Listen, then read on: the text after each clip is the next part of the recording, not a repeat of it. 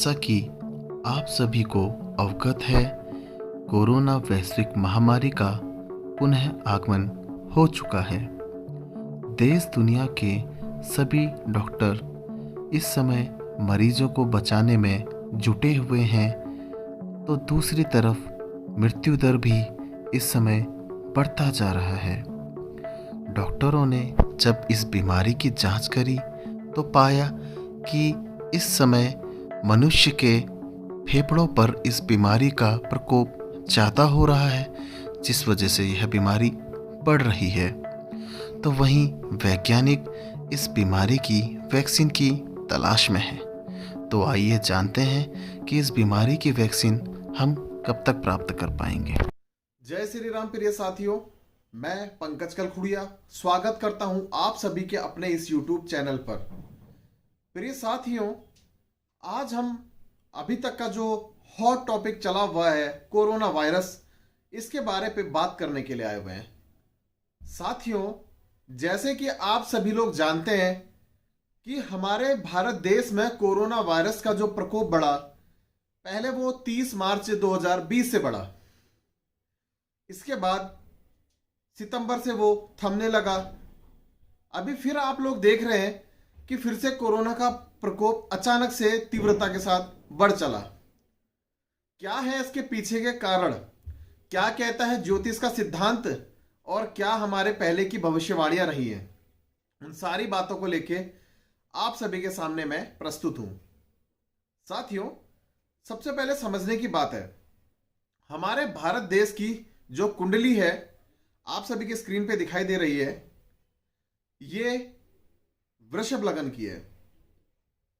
30 मार्च 2020 को जब गुरु का राशि परिवर्तन होकर के अपनी नीच राशि मकर में आया था, तो गुरु के राशि परिवर्तन की वजह से और राहु केतु की दृष्टि की वजह से भारत देश की राशि पे जो रोग ऋण रिपु वाला विभाग था वो एक्टिव हो चुका कुंडली पे, जो कि कुंडली का छठा घर। अब मैं आपको इसके बारे में बताने जा रहा हूं थोड़ा सा विस्तार से, कि जब हमने इस ग्रह की गति को समझा था, उस समय हमने प्रिडिक्शन सबसे पहले करी थी कि जुलाई तक का इसका प्रकोप ज्यादा बढ़े रहेगा, और उसके बाद हमने अपनी नेक्स्ट प्रिडिक्शन की ओर मूव किया। तो आप लोग जानते हैं कि मार्च से लेकर के हमारे देश में क्या हाल हुआ। 22 मार्च को लॉकडाउन लग गया था।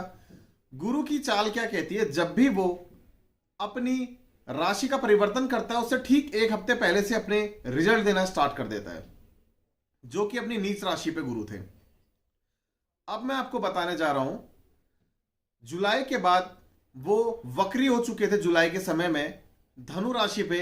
तो मार्गी और वक्री, ये जब चीजें गुरु की होती हैं तो गुरु बड़ा घातक बनता है। पर राहु केतु का राशि परिवर्तन जो कि 22 सितंबर 2020 को हुआ था, वहां से आपको पता चला होगा कि जो भारत देश की राशि में राहु बैठा हुआ था, उसने अपना राशि परिवर्तन किया और यहां से बीमारी के थमने की शुरुआत हुई, जैसा कि हम लोगों ने एज इट इज पुरानी अपनी प्रेडिक्शंस में बताया था। 2 महीने मामला शांत रहा, सितंबर, अक्टूबर, नवंबर के हाफ तक का। अभी ग्रह की स्थिति क्या है?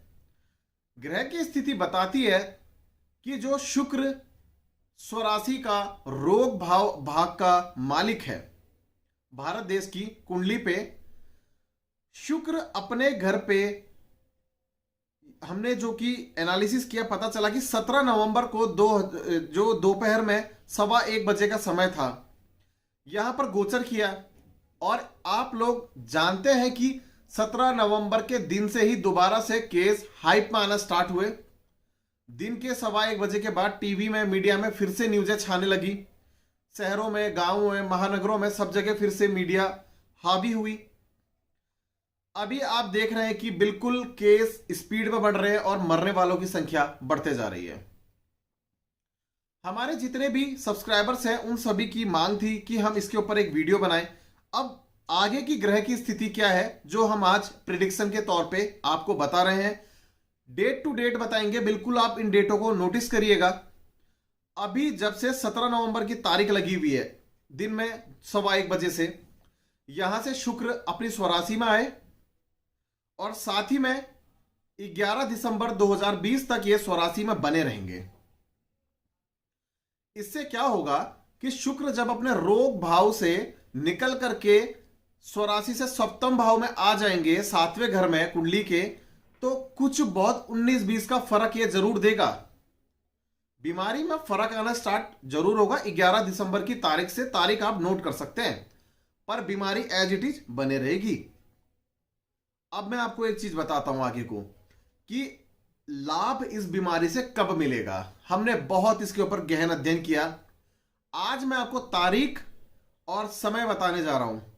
इस तारीख और समय को आज आप नोट करिए और ध्यान रखिएगा कि जो 28 जनवरी 2021 का दिन होगा दोपहर 3:42 पे, रिपीट कर रहा हूं, 28 जनवरी 2021 का, सॉरी मैंने पहले 20 बोला, दिन के 3:42, यहां से रोग जो कोरोना का है कम होना शुरू होगा। या आप कह सकते हैं जो आप वैक्सीन के इंतजार पे थे, वो वैक्सीन आपको 28 जनवरी 2021 के बाद से मिलने वाली है।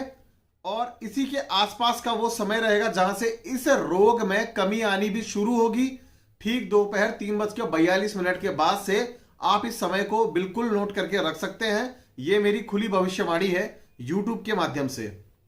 तो साथियों, कोरोना वायरस के बारे में जो हमने अभी तक की पुरानी प्रिडिक्शंस की थी, आप उन्हें भी चेक कर सकते हैं हमारे सभी लाइव सेशंस में और यूट्यूब के अंदर। और अब आगे आने वाले समय के लिए आज जो हम भविष्यवाणी कर रहे हैं, ये सेकंड फेज है कोरोना का।